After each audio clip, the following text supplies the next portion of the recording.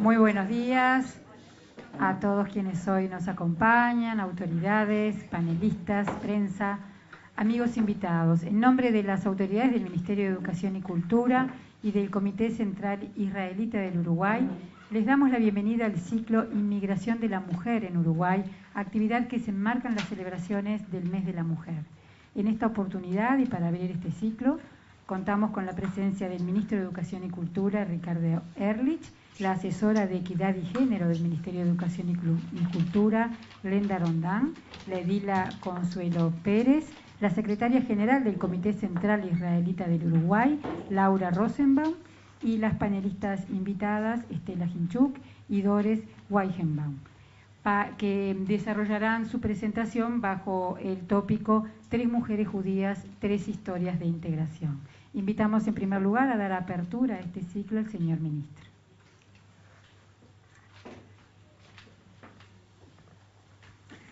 Buenos días. Realmente es un gusto primero compartir con mis acompañantes esta mesa y compartir este momento con todos ustedes.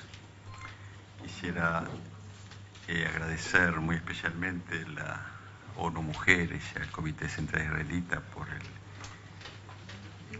fuerte compromiso con esta iniciativa. Es una propuesta muy importante y que entiendo que se sitúa en el corazón de una gran cantidad de problemáticas y desafíos de nuestra sociedad y de la sociedad moderna. El tema de la inmigración de la mujer de manera general, la inmigración y la inmigración de la mujer vista a través de lo que es nuestra propia experiencia en nuestro país. Me sentí muy honrado y les agradezco la invitación. No es solo formal al ministro, no me siento invitado como ministro solamente, y por lo cual no voy a hacer un discurso formal de introducción, sino sentí que era una invitación un tanto especial y en ese sentido me siento muy honrado y quería compartir entonces las reflexiones, lo que pienso sobre estos temas con ustedes, más allá de la bienvenida formal del ministro que la tiene. Quería hablar con ustedes de varios temas. Cuando hablamos de inmigración y hablamos de mujer, nos lleva a analizar aspectos muy diversos. La problemática general de los movimientos de personas y comunidades que acompaña a la historia de la humanidad, temas vinculados con la memoria, con la identidad y cómo la mujer atraviesa estos temas. Se trata de un tema de memoria. Y siempre decimos y compartimos que memoria es vida, que celebrar la vida implica celebrar la memoria, y sobre eso me gustaría conversar con ustedes. Al mismo tiempo que es absolutamente indispensable admitir que, como en todos los tiempos, seguimos viviendo en nuestro tiempo un periodo de movimiento de personas y comunidades. Eso nunca ha cesado y que tal vez nuestra mirada a este tema tenga que ser diferente. En el lapso de nuestras propias vidas individuales, los movimientos de personas y comunidades, nuestros propios movimientos, los de nuestros familiares y nuestros hijos, nos aparecen como enormes dolores y catástrofes en el tiempo de una vida. Cuando miramos para atrás, entonces vemos que eso sucedió siempre en distintos contextos y que va a seguir. Tenemos que admitir que va a seguir sucediendo. Uruguay, un país de inmigración, además con una historia reciente muy variada, que ha compulsionado a la sociedad, ha sufrido intensamente este proceso. Parecía que teníamos una sociedad que ya no se iba a mover, y parece que es una ley de las sociedades, que las personas y las comunidades tarde o temprano terminan moviéndose, conmoviendo a la sociedad, conmoviendo a las estructuras familiares y a las personas. Entiendo, y tal vez concluya en esto, al final, que tenemos que invitarnos a compartir una reflexión profunda en este sentido, y esta instancia, por eso, es particularmente bienvenida. En lo que voy a hablar, voy a tratar de ser lo más breve que pueda, pero realmente la invitación me llevó a pensar un poco todos estos temas. sin duda hablar un poquito más del pueblo y de la mujer judía, pero me parece que a través de ellos estamos hablando de absolutamente todas las comunidades. Ustedes saben que, les decía, hablaba de memoria y que migración es un tema de memoria.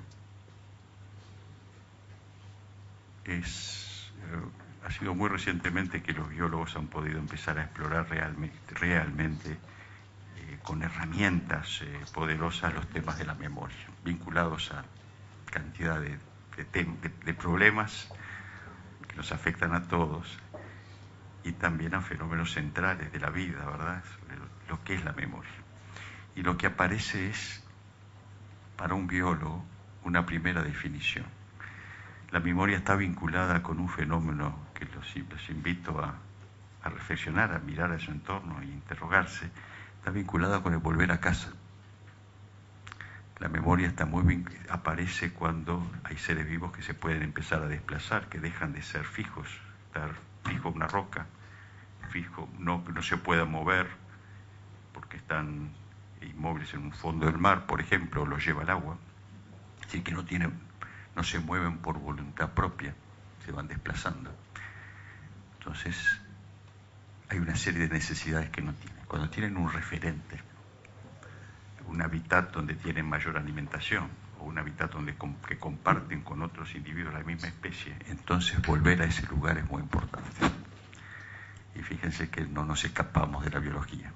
La memoria está muy vinculada con esa idea de volver a casa o esa idea de casa, de hogar. Y es en ese sentido que quería conversar rápidamente con ustedes varios temas sobre el fenómeno general de las migraciones, algunas referencias y testimonios que siguen siendo vigentes, y me voy a permitir citar el Antiguo Testamento, lo que son las migraciones y que es importante vincularlo a algo que es tremendamente fuerte, que es la fundación de un pueblo o de la comunidad. Las migraciones están vinculadas, recorran a través de la historia y de nuestra propia historia, los movimientos de personas y comunidades están vinculados, se vinculan finalmente a instancias fundacionales. Los temas de la inmigración y la asimilación, con toda esa cohorte de variantes, aculturación, transculturación que afecta a todas las comunidades, ¿verdad? El tema de la riqueza y el legado de los inmigrantes son temas sobre los cuales se puede profundizar y trabajar mucho. Y finalmente lo que tiene que ver con la mujer, el género y los problemas de identidad de una comunidad. Lo que tiene que ver con el fenómeno general de las migraciones.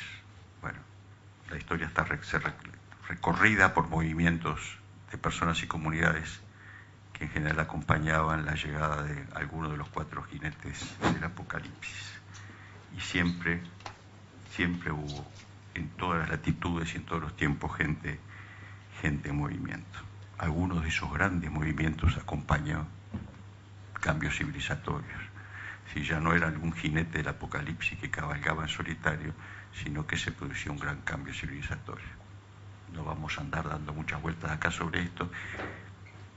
Hay muchos de gran envergadura. Hay uno que creo que tiene una significación particular, que es lo que ocurre en el Mediterráneo en el siglo XV, ese formidable primero conflicto entre Oriente y Occidente, que va desde la caída de Constantinopla al comienzo de la Edad Moderna, todo ese desplazamiento de poblaciones del Oriente hacia el Occidente y que trae consigo una nueva cultura y provoca una profunda conmoción en la cultura occidental, y al mismo tiempo el cierre del acceso al Oriente que lleva a que Europa mire hacia África y mire hacia América. Así que se llegue a América con todos los cambios culturales y tecnológicos que implicaba todo eso y una cantidad de consecuencias de tipo social que se suma a todo ese proceso y que va a aumentar el desplazamiento de personas. Los componentes religiosos que se van a de alguna manera radicalizar para enfrentar ese encuentro y choque de civilizaciones que termina en la Inquisición con todo el movimiento de inmigración de personas y fundamentalmente ese movimiento muy fuerte en la península ibérica, que va a desparramar comunidades por toda la comunidad judía, entre otras, también la musulmana, por todo el Mediterráneo, por algunos países del norte de Europa, y la hace llegar a América. Y en todo ese proceso se dibujan nuevos desafíos en lo que tiene que ver con las identidades de las personas, y hay un cambio profundo en lo que tiene que ver con la identidad, que es el cambio de los propios nombres y los nombres de las familias. Como ven, son grandes conmociones que acompañan un verdadero cambio civilizatorio. ¿Por qué menciono esto? Porque si miramos la realidad de hoy, sobre la cual no me voy a extender, estamos viviendo un tiempo de cambio civilizatorio, caracterizado por muchísimas cosas, que no empezó hoy, pero han habido grandes cambios en la política mundial, de verdad, de derrumbes de distintos sistemas, y la irrupción de profundos cambios científicos y tecnológicos, como lo fueron ayer muchos otros, acompañando cambios civilizatorios, y estamos en un proceso que no cesa, que es vertiginoso y que no cesa de acelerarse. Por lo cual la reflexión que compartimos es de mucha actualidad. Que este tema no es nuevo. Miren, todos los libros que han sido referentes o son referentes de una comunidad nacional, una comunidad filosófica, una comunidad espiritual, refieren los temas del desplazamiento de una comunidad.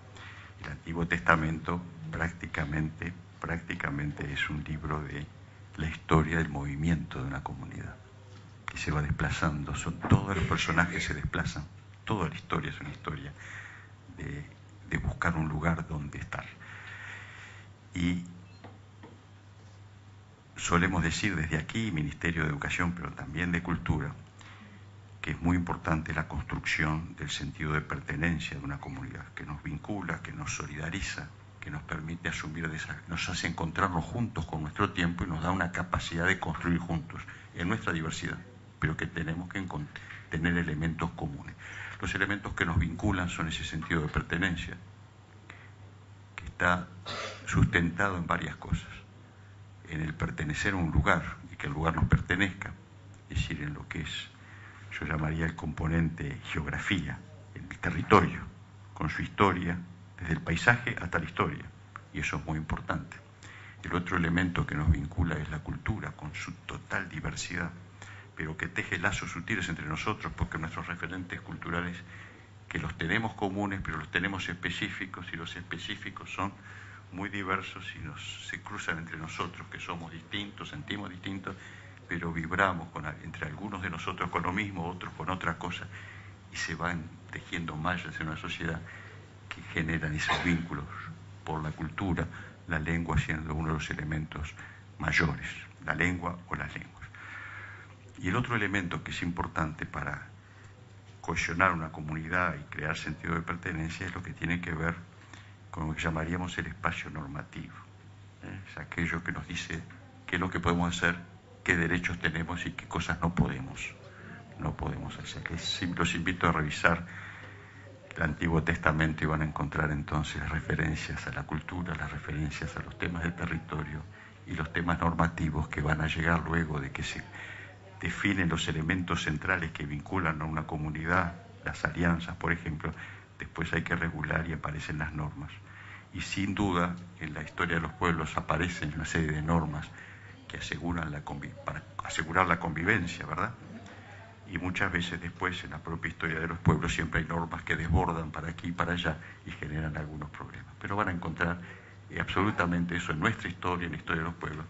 Y el Antiguo Testamento es sin duda rico en esto. Aparece algo muy fuerte, no solo a lo largo del Antiguo Testamento, pero que es eso de que Dios acompaña al inmigrante. Prácticamente son comunidades inmigrantes todas, desde Abraham para adelante. Antes de Abraham, la condena a Caín, Dios lo condena a vagar. Que una pena tremenda es el no tener un territorio, es el perder su identidad. Y eso así empieza Así empieza la Génesis. Hay otro dato en el Génesis interesante, la Torre de Babel, esa comunidad que desafía a Dios y los condena a dispersarse. Sigue siendo esa condena a la dispersión y al exilio, tal vez una de las más tremendas, y lo ha sido a lo largo de la historia. No voy a aburrirlos con la historia de Abraham y demás. Hay una frase que a mí me pareció siempre muy fuerte, cuando Jacob va a referirse a sus ancestros, hablándole a las nuevas generaciones, dice: mi padre era un arameo errante. Esto está presente permanentemente, pero al mismo tiempo lo que está permanentemente citado en la Biblia y se enfatiza es el respeto al inmigrante, al que no tiene territorio, al que llega. Creo que la raíz de la palabra hebreo también viene del que viene de afuera, del que está afuera. Es un tema que está permanentemente entonces, y en distintos pasajes de la Biblia, rescatado algunos, se cita esto. En Éxodo ya hablan, dice: no oprimas al inmigrante, ya sabéis lo que es ser extranjero, porque extranjero fuisteis en tierra de Egipto. En Deuteronomio dicen: cuando recojas el fruto de tus olivos, no regreses a buscar lo que hayas dejado. Lo que quede, déjalo para el inmigrante, el huérfano y la viuda. En Levítico: si un inmigrante se instala en la tierra de ustedes, no lo molestarán, será para ustedes como un nativo más y lo amarás como a ti mismo. Esto llega al Nuevo Testamento. Las bienaventuranzas se refieren a los inmigrantes, ¿verdad? Y los unen a todos los indigentes y oprimidos de la tierra. Cuando Pablo se dirige a los hebreos, dice: no tenemos ciudad permanente, andamos en busca de la ciudad futura. Permanentemente entonces hay comunidades que se van desplazando, y cito esto, pues podríamos citar nuestra historia más reciente, y hay una necesidad de afirmar raíces, de buscar raíces por todos lados. No puedo dejar de citar dos cosas más, y termino lo de la Biblia. Uno es la figura de Ruth. Ruth es la extranjera. Noemí emigra de Belén a Moab, y Ruth es una moabita, una extranjera, que se vincula al pueblo judío y que regresa con Noemí. Y se va a encontrar con todos la comunidad que la rechaza, y se va a ganar su lugar como mujer trabajadora, como mujer que se compromete con el destino de su pueblo. Y va a salir de Ruth la estirpe de David. Y esto me parece bien interesante. No podría dejar de citar otros libros. Si cité la Biblia, quiero citar también la historia de los pueblos musulmanes, y el elemento fundacional de la religión y la cultura islámica es la hégira. Es la emigración, es el éxodo de la Meca a Medina, ¿verdad? Del profeta y toda la comunidad que lo seguía. Fíjense en la fuerza que tiene todo esto. Nosotros en nuestra corta vida individual estamos marcados por el hijo que se va, el amigo que está lejos, y las conmociones que nos ocurren a nivel familiar. Entonces la reflexión colectiva vale. Y estos fenómenos están vinculados a fundaciones culturales y a fundaciones de pueblos. Y también los ejemplos son muchos. El desplazamiento del pueblo azteca que lleva a fundar Tenochtitlán, atrás de la figura de un dios que los guiaba, lo van a encontrar sistemáticamente. En mi juventud leí un poeta judío que me marcó mucho, se llamaba Moshe Smilansky, que yo creo que no se habla mucho en estos tiempos. Y en un poema él decía: la tierra prometida está allí, donde reina la alegría y la paz. Yo creo que es esto lo que ha movido a los pueblos a través de la historia. Los desplazamientos llevan a la necesidad de convivir con otras comunidades. Y ahí se plantea la pérdida de raíces, la pérdida de referentes culturales y el problema de la asimilación o la aculturación. con toda esa cohorte de desafíos y complicaciones a la escala comunitaria y familiar, los cambios de lengua, los problemas de las generaciones que se suceden, la ruptura de las primeras generaciones o la frecuente ruptura con la historia de sus ancestros, porque tienen esa opción de mantener la cultura que viene de afuera o adquirir la cultura del lugar donde se vive. Y lleva mucho tiempo descubrir que si uno no echa raíces, si uno quiere conservar las raíces de donde viene, pero no echa raíces de donde está, pierde las dos. No echa raíces donde vive y pierde las raíces de donde vino. Y que hay que echar raíces donde uno puede dar frutos para no perder las otras. Y eso se aprende a lo largo de la vida y es muy difícil, tiene sus costos.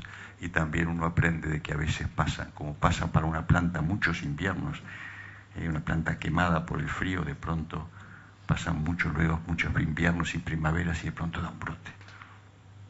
Y lo van a ver en las distintas comunidades que tenemos la enorme fortuna de tener en Uruguay conviviendo, que la lengua de los ancestros se pierde en una generación, en la segunda, en la tercera, y de pronto aparecen unos chiquititos en la cuarta generación que sienten la absoluta necesidad de manejar la lengua de sus ancestros.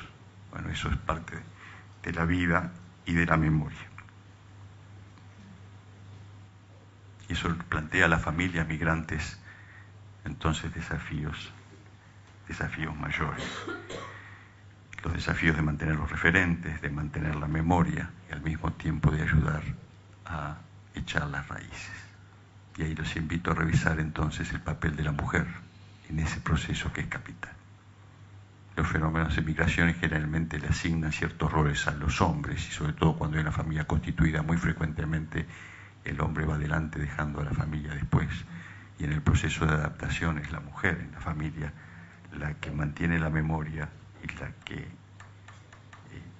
abre los espacios para echar raíces en esa tierra. Todos estos procesos son bien interesantes, fundacionales, porque se encuentran sistemáticamente comunidades diversas y cada una trae su legado, cada una trae sus cosas.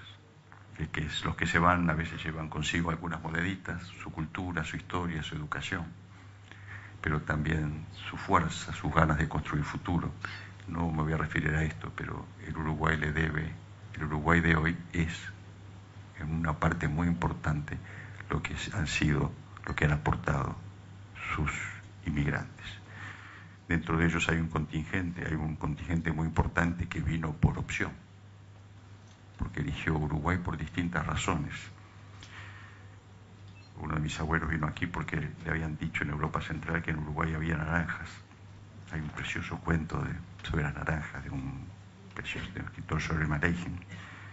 Cuando lo leí entendí a mi abuelo. Otros vinieron por cantidad de otras razones, ¿verdad? Y otros fueron traídos de fuerza y tuvieron que encontrar aquí su lugar y echar sus raíces. Las comunidades que fueron traídas de fuerza de África perdieron sus referentes durante mucho tiempo y son las generaciones actuales, ahora habrán visto, que están buscando el vínculo con sus orígenes. Y eso es muy fuerte y aparecen, eso le da una gran fuerza no solo a esa comunidad, sino al conjunto de nuestra sociedad. Yo terminaría con esto. Hay una reflexión relacionada a la mujer, género y la identidad de una comunidad, la mujer y el sentido de pertenencia. Entiendo que es un elemento central. Durante mucho tiempo las temáticas de género no eran asumidas por la sociedad como lo estamos asumiendo en forma progresiva, creciente, pero aún insuficiente en nuestra sociedad. Y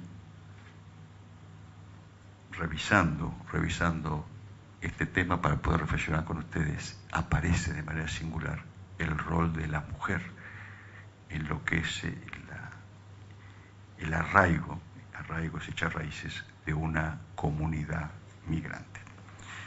Y termino tal vez mencionando un par de nombres, no sé, mis compañeras de mesa, cuáles van a ser los 3 nombres a los cuales se van a referir. Yo pensé en los 3 míos, hay 2 que son por razones claras requieren permanente recordación, porque a través de ellas recordamos a todas. Una es Ana Balog, la joven uruguaya, judía uruguaya que murió en un campo de concentración. La otra es Rita Abinokur, que de un campo de concentración logra transmitir su pasión, su fuerza vital al Uruguay. Y finalmente el homenaje a la mujer inmigrante anónima, ¿no?, que en unas sociedades que las postergaban más que la actual, jugaron un rol muy importante en lo que fue el proceso de constitución de nuestra sociedad. Era esto lo que quería compartir con ustedes, pero sobre todo quisiera transmitirles la invitación a llevar adelante en forma conjunta, en los distintos espacios, una reflexión sobre este tema que me parece que abre el futuro, que está muy vinculado a ese periodo tan particular que vivimos en Uruguay, más allá de enfoques políticos, ese periodo tan particular que nos lleva a mirar para adelante con cierto optimismo. Muchas gracias.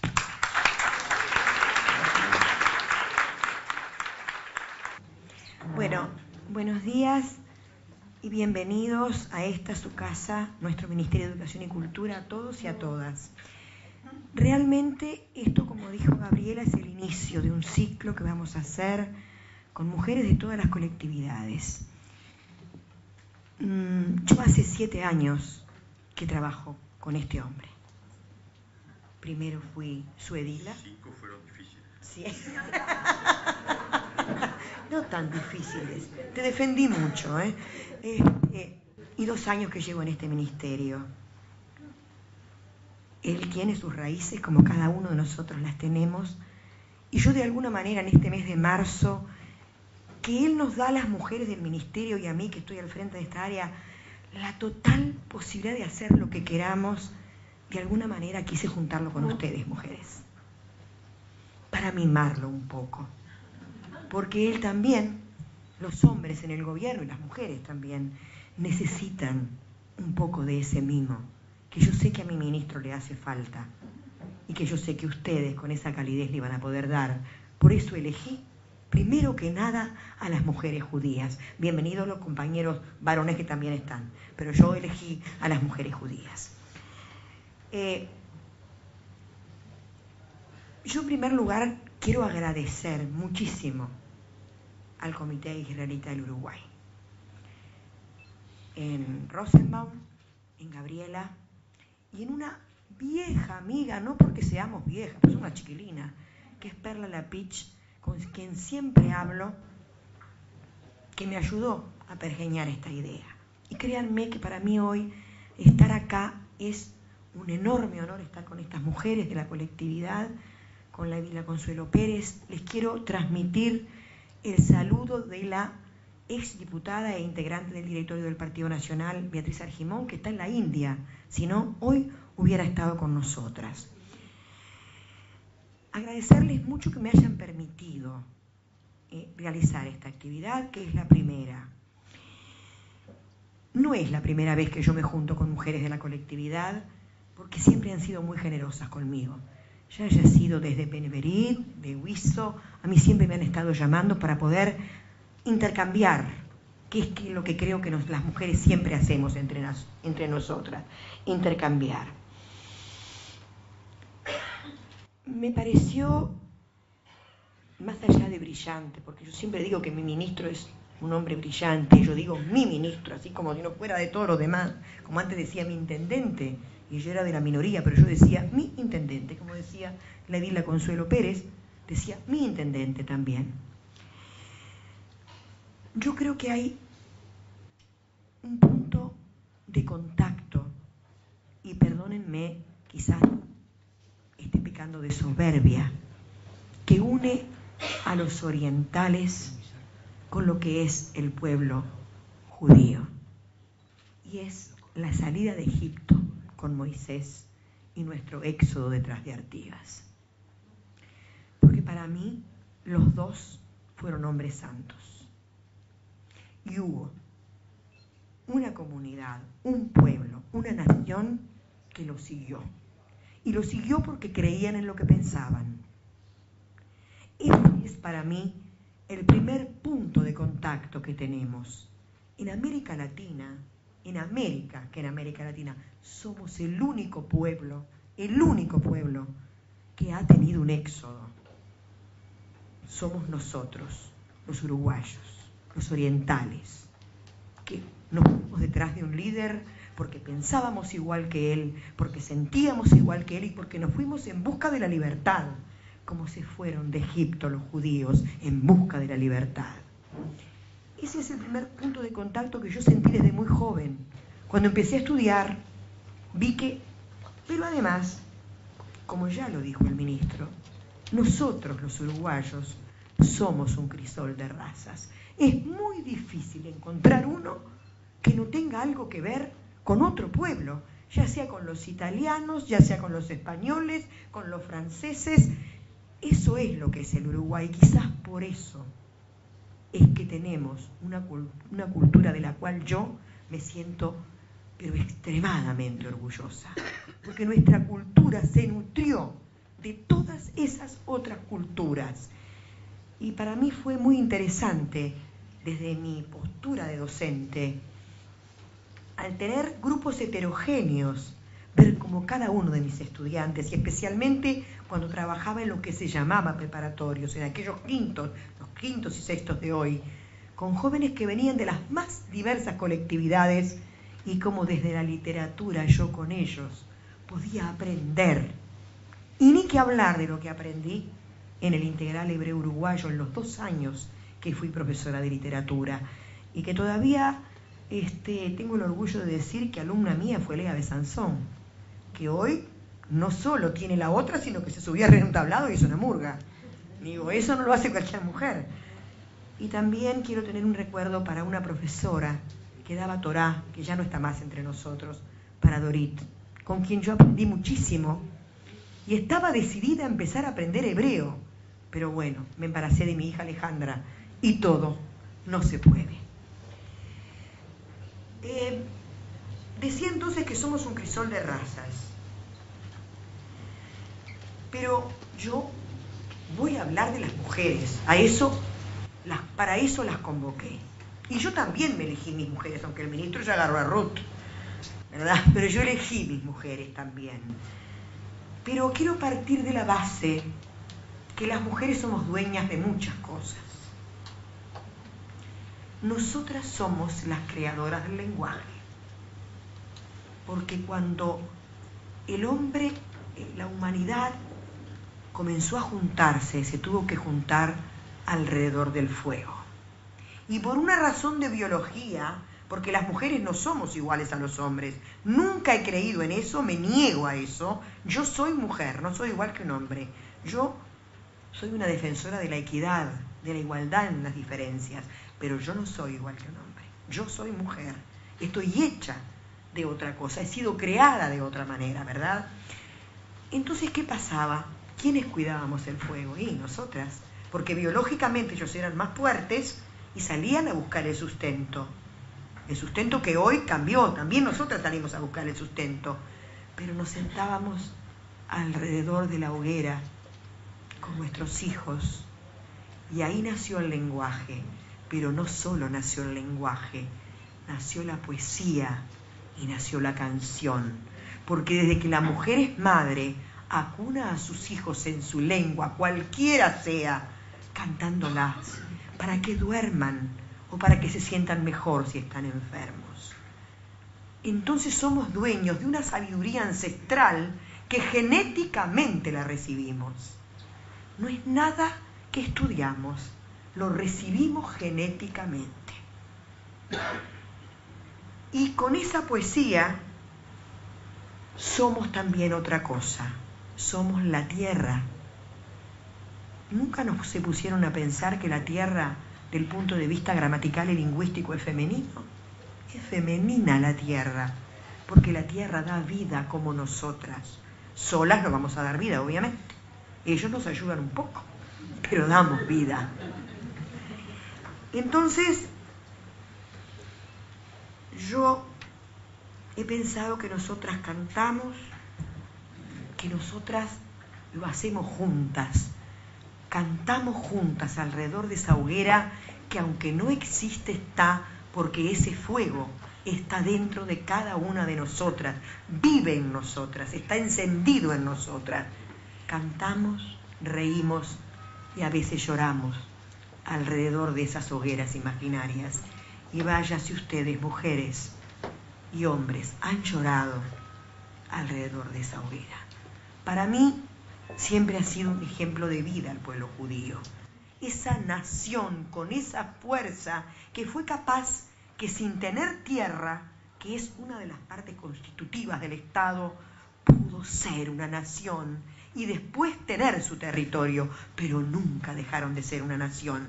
Y ahí estábamos nosotras las mujeres, sosteniendo esa nación. Ustedes se preguntarán por qué yo con tanta fuerza hablo de estas cosas. Antes de comenzar la charla, y voy a hacer una brevísima digresión, yo conversaba con Estela y su hermano y les contaba mi historia, brevísimamente, porque si les cuento mi historia familiar es bastante complicada, porque por el lado de mi madre, mi abuela nació en Lyon y mi madre en el Barco, pero por parte de mi papá, mi abuelo, coronel de Aparicio él, era hijo natural y mi apellido debió ser Corvo.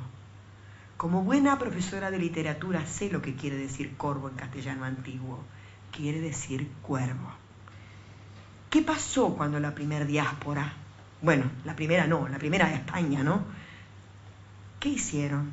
Cambiaron sus apellidos por nombres de animales o de cosas. Y como tengo una prima, mi familia es tan plural, es mormona. Y ellos tienen la obligación de hacer su obra genealógica. Los Corvo vinieron al Uruguay, o sea, mis ancestros, vinieron con Zavala como banqueros, después se cristianizaron. Quiere decir que en mí hay una sefaradí, por eso amo la cultura sefaradí y especialmente la poesía sefaradí, que se debería enseñar más e incluso se debería enseñar más en el integral hebreo uruguayo y en los colegios donde, aunque no estén en el programa, porque la poesía sefaradí, las cantigas sefaradíes son hermosísimas. Entonces, por eso es que yo hablo, porque la genética está. El ministro lo podrá decir mejor que yo.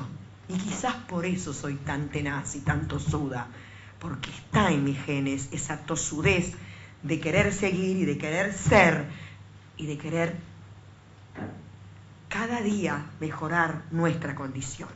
Yo me voy a apurar. Yo había tomado a Ruth, pero ya el ministro habló de Ruth. Para mí Ruth es un ejemplo de vida, pero simplemente voy a nombrar a Abigail y a Esther. No voy a detenerme en el Viejo Testamento, porque el Viejo Testamento en sí, por algo la Biblia es el libro de los libros. Acá habla la profesora de literatura. No hay un libro, no existe un libro más perfecto, porque tiene todos los géneros literarios. Absolutamente todos.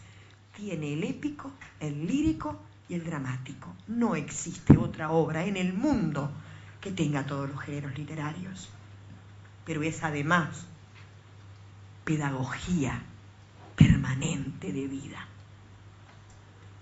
Yo no soy una mujer religiosa, sí creo en Dios, pero por costumbre familiar todas las noches abro la Biblia y la leo, donde me toque. Y créanme ustedes que siempre me toca donde me tiene que tocar, a veces cuando no me estoy portando muy bien. Yo soy una mujer política, por lo cual tomé una mujer política, a quien yo de niña le tengo una inmensa admiración, y es Golda Meir, que no sé si se dice, cómo se dice, porque quiero aprender cómo se dice, se debe decir Meir, ¿no? Meir, muy bien. Entonces yo tomé algunas cosas que ella dice, pero además este libro para mí tiene una importancia que ustedes no se imaginan. Este libro fue comprado usado en la feria de Tristán Narvaja por mi hijo Hugo, que si viviera ayer hubiera cumplido 45 años. Y él me regaló este libro porque me dijo que no podía haber ninguna mujer que no supiera acerca de esta mujer. Entonces yo elegí unos textitos. Y ahora Estela se va a reír de mí porque tengo presbicia, entonces me saco, me pongo los lentes, me saco, me pongo los lentes. Y lo que ella es su biografía, este libro, escrito por ella, su autobiografía. Y ella dice que Meir significa iluminada en hebreo. Yo creo que nosotros nos ponen el nombre no por casualidad, porque ustedes no deben de saber lo que quiere decir mi nombre. Yo me llamo Glenda, es un nombre celta, y quiere decir valle pequeño y fértil, pues que pequeña soy. He estado embarazada 10 veces, he tenido la desgracia de perder 6 embarazos y 2 hijos, pero tuve 4 hijos nacidos, o sea que fértil soy. Y bueno, sí que fue una mujer iluminada, sí que Golda fue una mujer iluminada. Créanme que ser mujer política es muy difícil, y es difícil en cualquier lugar del mundo. Y me imagino lo que tiene que haber sido para esta mujer serlo en Israel. Tiene que haber sido muy difícil. Y esta mujer, para mí, es ejemplo, no solamente desde el punto de vista político, sino que es ejemplo de vida. De vida. Esta mujer pobre que vivió en Rusia. ¿Saben cómo conocí yo los primeros judíos? Yo soy de una familia muy humilde. He vivido toda la vida en el barrio Atahualpa. Ahora, como me mudé una cuadra más para acá, dicen que vivo en el Prado. Yo sigo sintiendo que vivo en Atahualpa. Pero como soy de una familia muy humilde, nosotros comprábamos las cosas a plazo. Y había un señor de apellido Sijón que había estado en un campo de concentración, porque él me explicó, él me mostró ese número que tenía ahí, que venía a vendernos